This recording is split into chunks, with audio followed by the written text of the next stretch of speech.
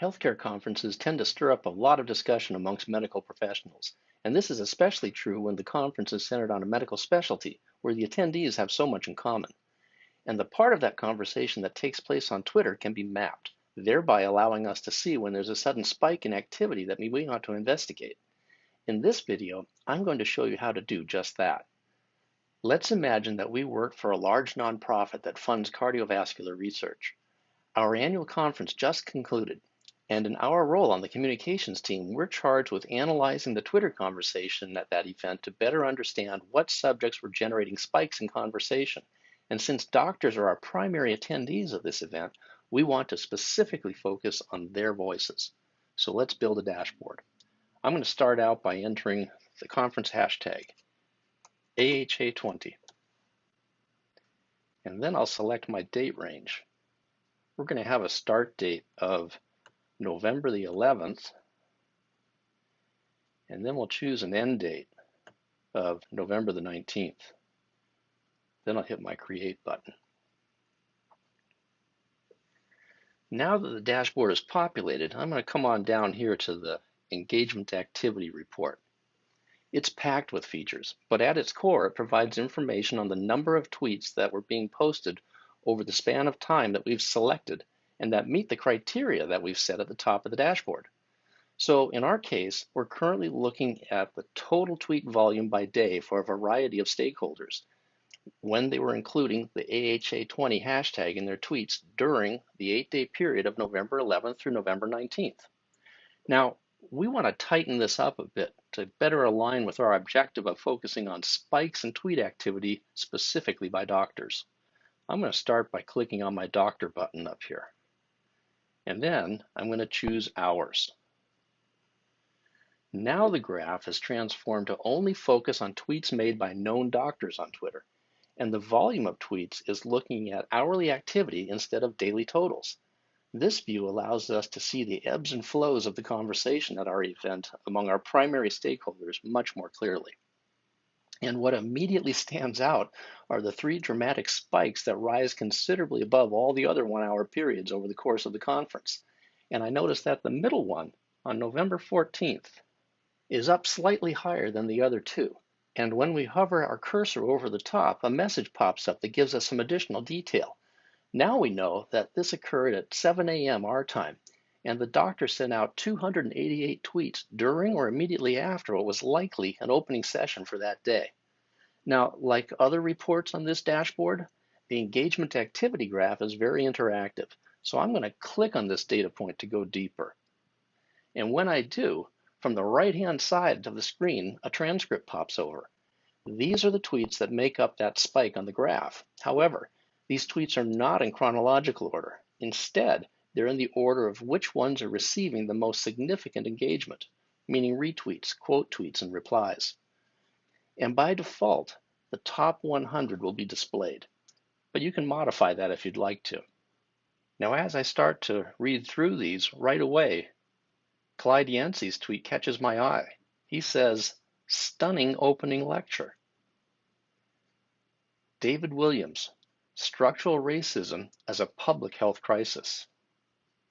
And as I read on, I see more references to structural racism. This makes me want to dig a bit deeper. So I'm going to expand this into what we call table view by clicking on this grid icon in the upper right. And when I do that, at the top here, I get these filter boxes, and I can quickly search for things on the fly. So I'm going to type in racism, and quite a few tweets are coming up. So just to make sure that I'm capturing them all here, I'm going to expand this because I know there were 288 tweets in total. So I'm going to push this out to 250 since I've got this filtered for just those including racism. Now I've got a complete list. I can also search and see if there are specific people that might be involved in this. So I can filter multiple columns at a time. But now my interest is piqued, and I want to see if this conversation about systemic racism in healthcare went beyond the 1-hour spike that we found it in. So I'm going to close this view, and I'm going to move on down to our trending terms.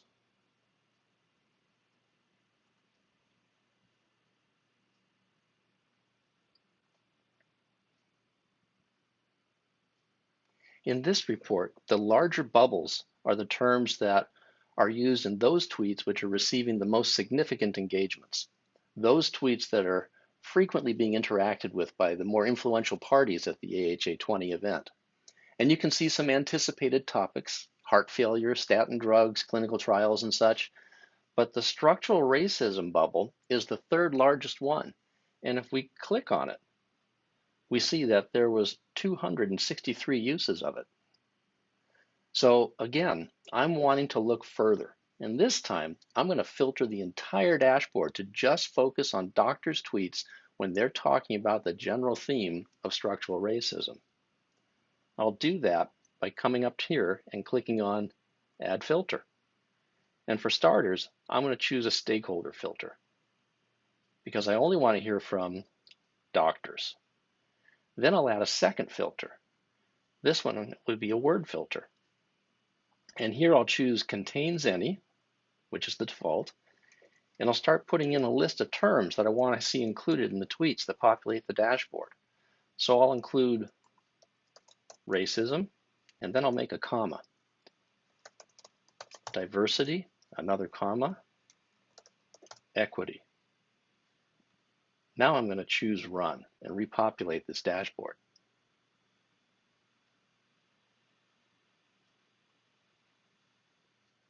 Now the entire dashboard is filtered to only consider tweets made by known doctors during AHA 20 when they include one or more of the terms that we filtered for. And we could have probably thought of several other terms that we could have used as well.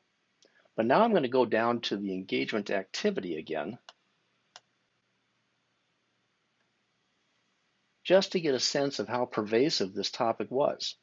And I can clearly see that most of the activity took place on the day of that lecture. But there had been discussion on the subject throughout the course of the event and beyond. So now, wanting to see which doctors were driving that discussion, I'm going to go to the influencers report. And I'm going to filter for doctors. These are the physicians who were most influential with their peers during the specific discussion being studied according to the Symplur rank algorithm. And lastly, I want to see those specific tweets on the subject at hand made by doctors that were receiving the most significant engagement from other doctors in the conversation. So I'm going to go to the Engaging Tweets report. And I'm going to look on the left-hand side under the section titled Highest Engagements. And here at the top, I can see this tweet that received 48 engagements.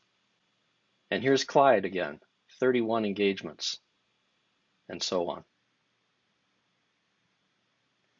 The same exploratory steps can be taken on the other two spikes on the graph that we saw in the beginning. And after having done such, we could well be equipped to report back on some of the trending discussions that the doctors were having at the annual event in 2020.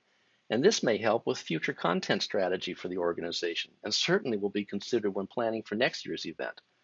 And while we predicated this exercise on the conference where the organizer was exploring some of the more engaging conversations had by doctors at their event, this could just as easily apply to any conversation where you're wishing to focus on a significant sub-conversation taking place among some specific stakeholders.